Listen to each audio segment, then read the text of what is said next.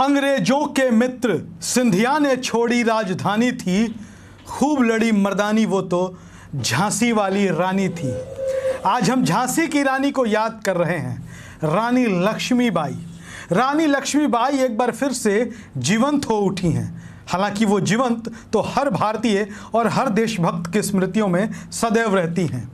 प्रियंका गांधी कांग्रेस की महासचिव मध्य प्रदेश के ग्वालियर चंबल के दौरे पर हैं। आज ग्वालियर में प्रियंका गांधी की बड़ी विशाल मेगा महारैली होनी है और प्रियंका गांधी ने अपनी रैली से पहले रानी लक्ष्मीबाई की समाधि पर जाकर पुष्पांजलि अर्पित की।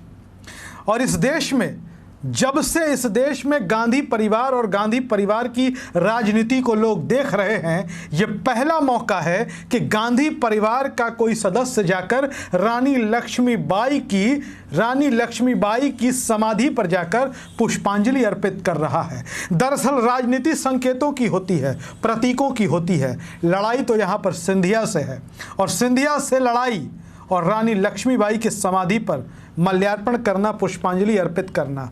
166 साल पुराना इतिहास, 166 साल पुराना दाग धोने की कवायद कई बार हुई, लेकिन दाग अब तक धुल नहीं सका।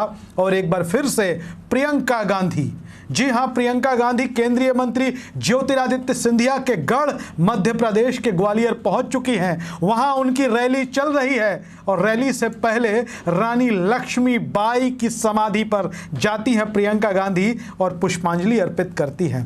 दरअसल आपको बता दें कि किस्सा 166 साल पुराना है।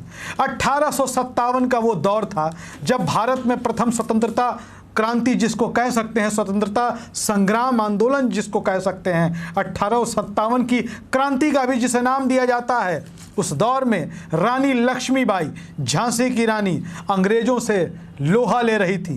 अंग्रेजों से लड़ते लड़ते महज 29 साल की उम्र में शहादत को प्राप्त हो गई। रानी लक्ष्मीबाई वीर गति को प्राप्त हो गई और कहा जाता है उस वक्त अगर सिंधिया घराने ने लक्ष्मीबाई का साथ दिया होता, लक्ष्मीबाई के साथ गद्दारी नहीं की होती, तो लक्ष्मीबाई की जीत हो सकती थी।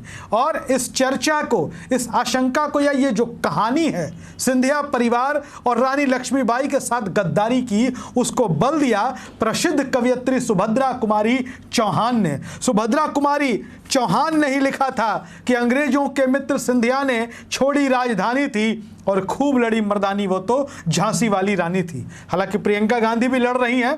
मध्य प्रदेश भारतीय जनता पार्टी का गढ़ है और सिंधिया घराने का गढ़ ग्वालियर चंबल है और इतिहास बताने की कवायद भी शुरू हो गई है। शुरुआत सिंधिया ने की है, केंद्रीय मंत्री ज्योतिरादित्य सिंधिया ने।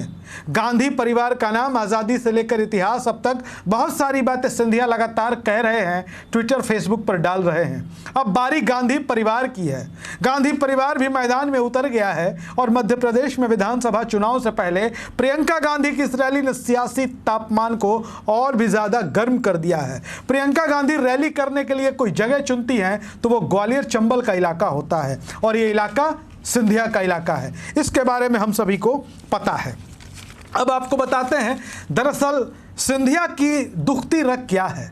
जब वो कांग्रेस में हुआ करते थे तो भाजपाई उन पर गद्दार बताकर तंज किया करते थे और अब वो जब भाजपाई हो गए हैं तो ये काम कांग्रेसियों ने करना शुरू कर दिया है। ऐसा नहीं है कि सिंधिया ने प्रयास नहीं किए कि परिवार खानदान पर लगे इस दाग को धो दिया जाए, लेकिन दाग जो है सियासत के रंग में रंगा गया है और जब कोई दाग सियासत के रंग में रंग जाता है तब उसका धुल पाना बड़ा मुश्किल हो जाता है। बात करते हैं कांग्रेस के पूर्व सांसद प्रेमचंद गुड्डू की। प्रेमचंद गुड्डू भी इशारों में बहुत सारी बातें कहते हैं। इशारा क्या कहे, साफ साफ ही कहते हैं। प्रेमचंद गुड्डू कहते हैं कि अंग्रेजों के वक्त लक्ष्मीबाई के साथ क्या हुआ था यह किसी को बताने की जरूरत नहीं है।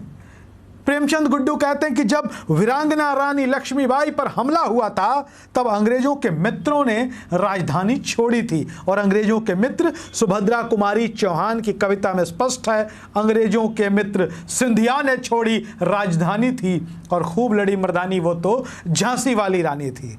देश में इन दिनों राष्ट्रवाद और देशभक्ति की राजनीति चल रही है और राष्ट्रवाद और देशभक्ति का दौर चरम पर है। एनडीए के जवाब में इंडिया खड़ा हो चुका है और बीजेपी के राष्ट्रवाद और देशभक्ति के जवाब में अब कांग्रेस का राष्ट्रवाद और कांग्रेस की देशभक्ति देखिए कि नरेंद्र मोदी सरकार के कैबिनेट मंत्री अब खुद इस देशभक्ति की आंच में झुलस सकते हैं रानी लक्ष्मीबाई के बहाने।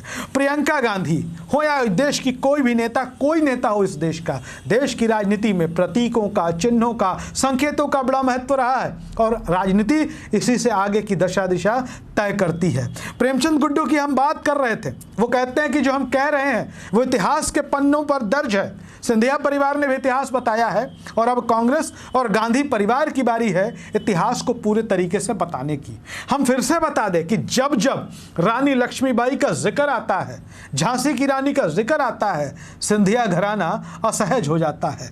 दुखती रग है उनके लिए और इस दुखती रग पर हाथ आज प्रियंका गांधी ने मध्य प्रदेश में रख दिया है और आप समझ सकते हैं कि प्रियंका गांधी ने क्यों रानी लक्ष्मीबाई की समाधि पर जाकर पुष्पांजलि अर्पित की है। और इस पुष्पांजलि अर्पित करने के बाद रानी लक्ष्मीबाई, झांसी की रानी, उनकी शहादत, उनकी देशभक्ति, उनके साथ हुई गद्दारी, ये भारतीय जनता पार्टी को परेशान करने के लिए काफ़ी है। और प्रियंका गांधी वो भी लड़ रही हैं मर्दानी की तरह। प्रियंका गांधी जो राजनीति कर रही हैं वो बीजेपी को परेशान करने वाली है और बीजेपी की देशभक्ति और राष्ट्रवाद की जो कथित राजनीति है उसका जवाब उसी हथियार से कांग्रेस और उसके बाद प्रियंका गांधी देती हुई नजर आ रही है। ग्वालियर की रैली, मध्य प्रदेश की रैली, मध्य प्रदेश के विधानसभा चुनाव को कांग्रेस ने प्रतिष्ठा का विषय बना लिया है।